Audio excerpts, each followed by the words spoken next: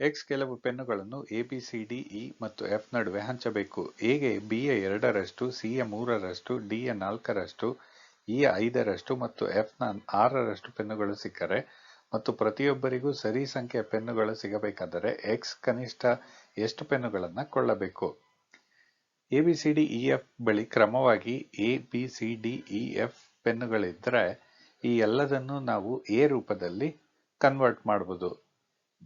B ಹತ್ತಿರ A/2, C ಹತ್ತಿರ A/3, D A/4, E A/5 ಮತ್ತು ಎಫ್ A/6 ಪೆನ್ನುಗಳನ್ನು ಪಡ್ಕೊಳ್ತಾರೆ. ಯಾವಾಗ ಅಂತಂದ್ರೆ ಎ ಪೆನ್ನುಗಳನ್ನು ಪಡ್ಕೊಂಡಾಗ. ಇದನ್ನು ನಾವು ಈ ರೀತಿ ಕೂಡ ಬರ್ಕೋಬಹುದು. A = 2B = 3C = 4D = 5E = 6D. ಯಾಕೆ ಅಂತ ನೋಡೋಣ. ಬಿ A/2ಕ್ಕೆ ಸಮನಾದ್ರೆ ಈ 2ನ್ನ ಈ ಪಕ್ಕಕ್ಕೆ ತೆಗೆದುಕೊಂಡು ಹೋದಾಗ 2B Aಗೆ ಸಮನಾಗುತ್ತೆ. ಅದೇ ರೀತಿ 3C, 4D, 5E ಮತ್ತು 6D ಕೂಡ Aಗೆ ಸಮನಾಗುತ್ತೆ. ಈಗ ಈ 2, 3, 4, 5 ಮತ್ತೆ 6ರ ಲಘುತ್ತಮ ಸಾಮಾನ್ಯ ಗುಣಕವನ್ನು ತೆಗೆದುಕೊಳ್ಳೋಣ.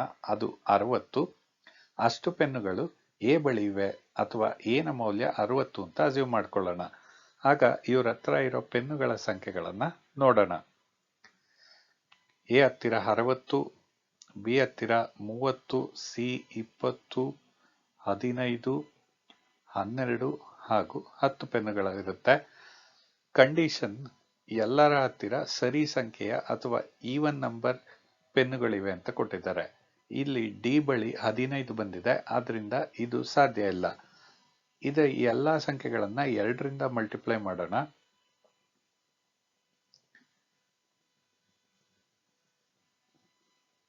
ಈಗ 120, 60, 40, 30, 24 ಹಾಗೂ 20 ಈ ಎಲ್ಲವನ್ನ ಕೂಡಿದಾಗ ಎಕ್ಸ್ ಖರೀದಿಸಬೇಕಾದಂತಹ ಕನಿಷ್ಠ ಪೆನ್ನುಗಳ ಸಂಖ್ಯೆ ಸಿಗುತ್ತೆ. ಅದು 294.